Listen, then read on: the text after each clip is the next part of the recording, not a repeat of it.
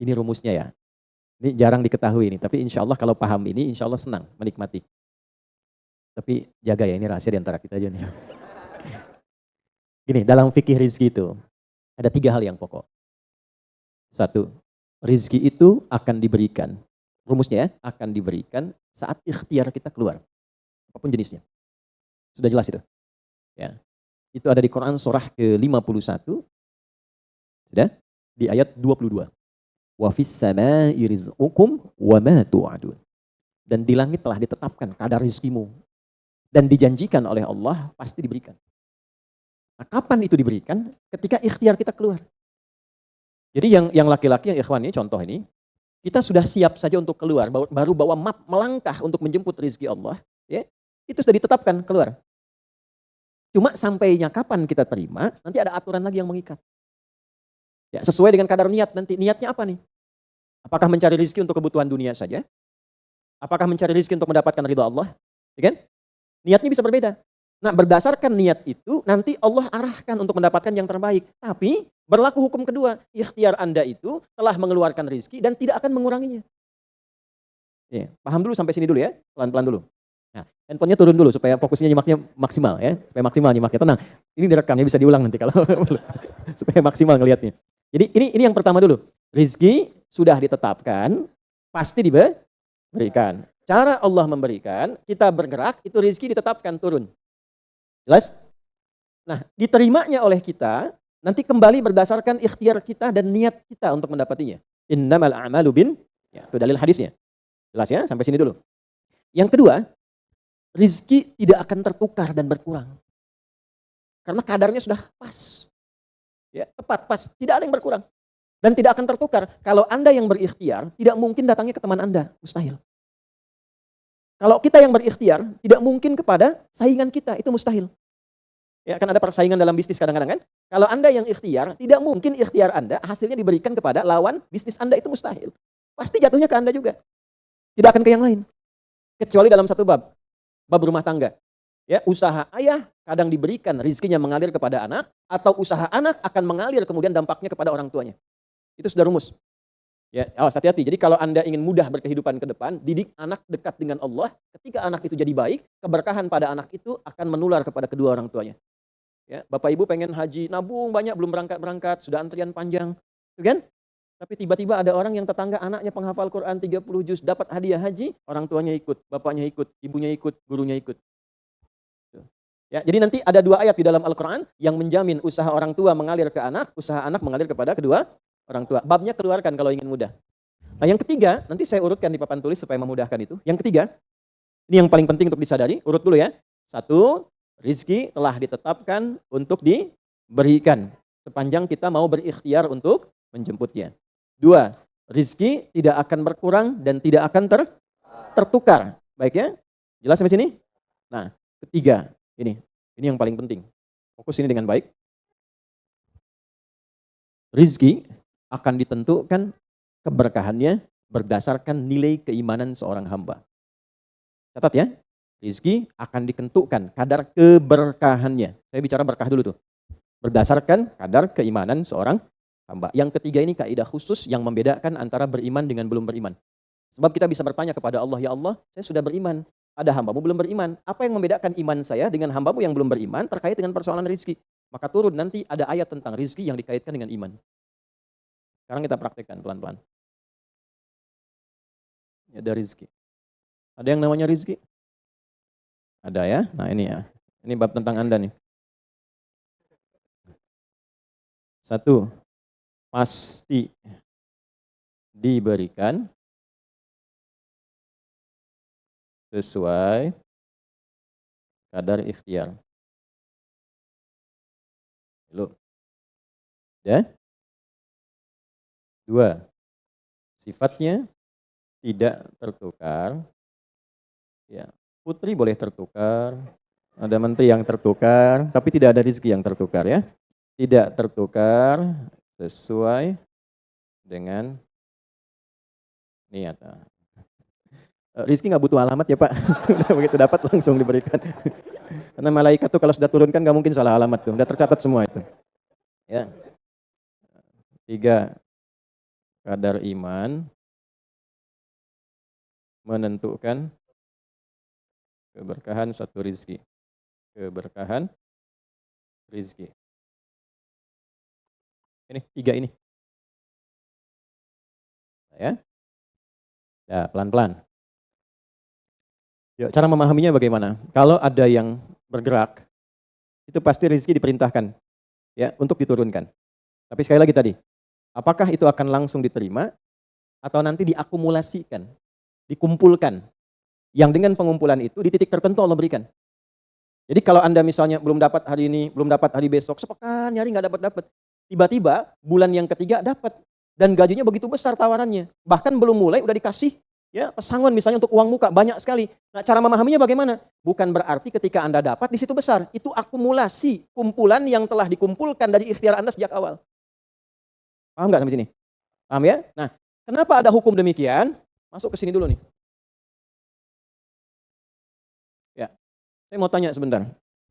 Bapak Ibu, yang para ayah dulu ya, laki-laki lah terutama. Kalau mencari rezeki dalam konteks bekerja ya, untuk materi. Karena rezeki itu nanti ada ketenangan, anak-anak, keturunan itu rezeki juga. Dalam konteks mencari materi, untuk makan, untuk minum dan sebagainya, saya tanya, untuk memenuhi kebutuhan hidup atau untuk mencari ridho Allah? Udah jujur aja, nggak usah. Bahas sini dulu. Udah, wajahnya nampak kok ini. Saya tanya, untuk kebutuhan hidup atau mencari ridho Allah? Nah, ini nomor 1. Nggak mau kalah dua-duanya. Ridho Allah. Ini sekedar dunia. Pelan-pelan ya. Ketika Anda mencari rizki hanya untuk dunia, maka yang berlaku hukum dunia. Ya. Semakin Anda bekerja keras, semakin Anda dapat. Semakin Anda kreatif, semakin mudah dapat. Ya, semakin pintar, semakin mudah dapatnya. Di sini tidak berlaku masalah iman.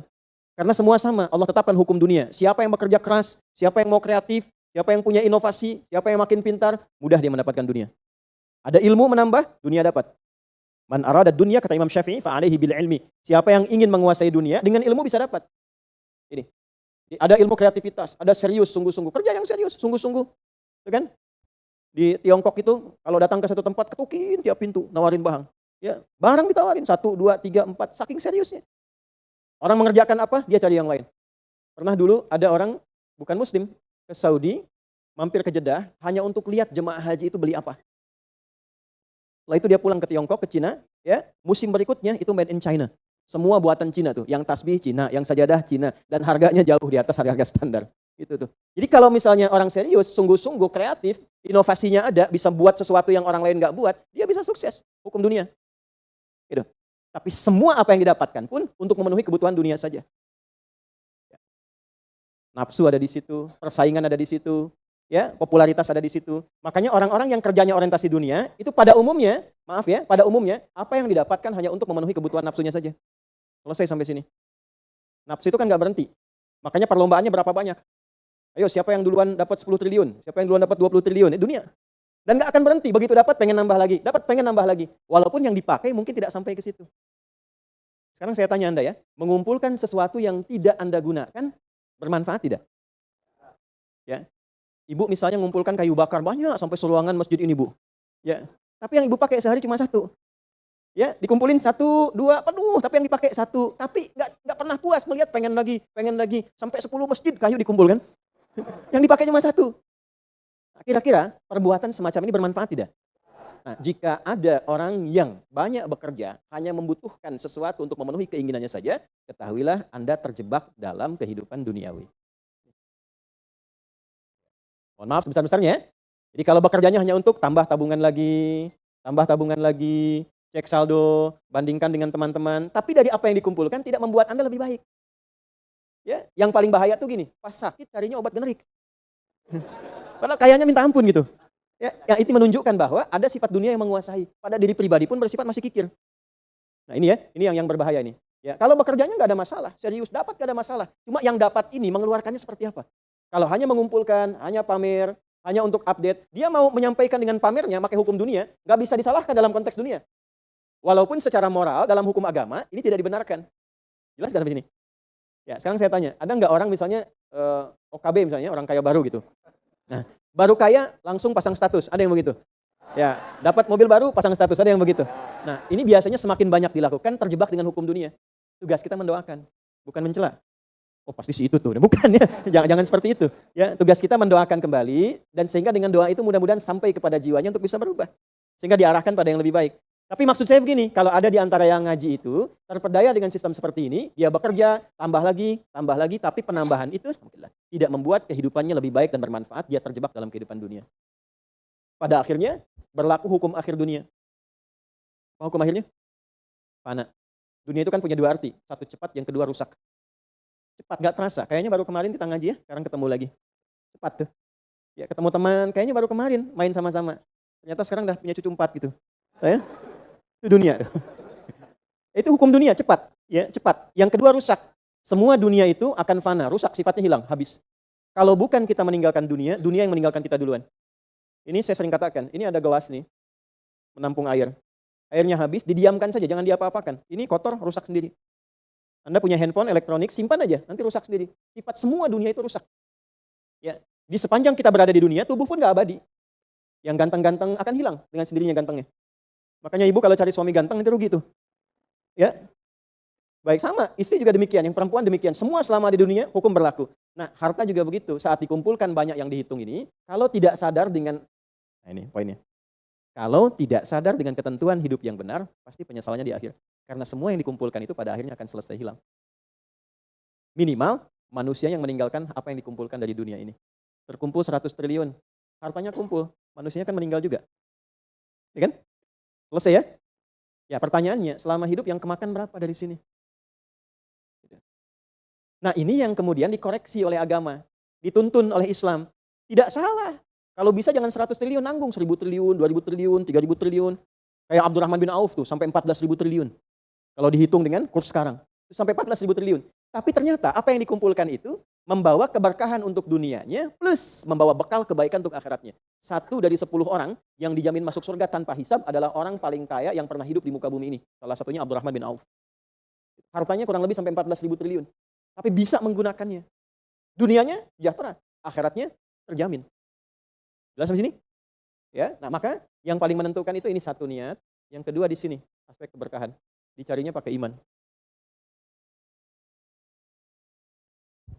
Maka niatkan yang pertama, upayakan setiap pencarian itu gunakan fungsi imannya untuk mencari ridha Allah. Maka ayatnya akan pindah ke ayat 172. Ya ayyuhalladzina amanu kulu min thayyibati ma razaqnakum. Hei orang-orang yang beriman, pakai imanmu untuk mencari kebutuhan hidupmu. Nanti aku siapkan kata Allah yang sesuai dengan kadar imanmu. Karena itulah kadang kelihatannya begini. Kelihatannya mohon maaf ya Bu, Pak, nggak dapat lagi. Padahal sudah tahajud malamnya. Udah puasa, udah baca Quran, lamar nggak dapat lagi. Ini nggak dapat lagi. Bukan karena ini Anda nggak bisa dapat, bukan. Karena belum cocok dengan iman Anda. Ini belum thayyib. Belum thayyib. Belum ada baiknya. Mungkin ada bagian dari usaha itu yang kurang cocok untuk iman. Tapi ikhtiar Anda mencari, itu oleh Allah ditetapkan. Setiap dia berangkat, tuliskan. Siap turunkan, siap turunkan. Cuma kapan diturunkan? Nah, itu kadang-kadang ada latihan untuk menguatkan keimanan kita. Sampai kita melewati semua perjalanan pencarian rezeki itu, baru diturunkan. Dan hebatnya, dalam mencari ini, Allah berikan bonusnya. Ada bonus pengalaman. Pernah sakit, pernah capek, pernah naik ini, pernah naik itu, tanpa sadar. Itu yang menempa dirinya menjadi sosok yang lebih kuat, lebih baik, yang ketika rezekinya diberikan seutuhnya, dia sudah bisa menggunakan rezeki ini sesuai dengan pengalaman sebelumnya. Nah, yang mahal tuh ini. Makanya Abdurrahman bin Auf itu kan diambil dulu, dirampas hartanya, berangkat 400 km, jalan kaki, nggak bawa apa-apa, dipakai dulu ilmunya, belajar dulu jadi penyalur, dapat upah, dapat bonus dulu, baru dipakai lagi. Tapi perjalanan itu menempa hidupnya dengan iman, sehingga jadi orang terkaya yang pernah tercatat dalam kehidupan di bumi sampai hari ini.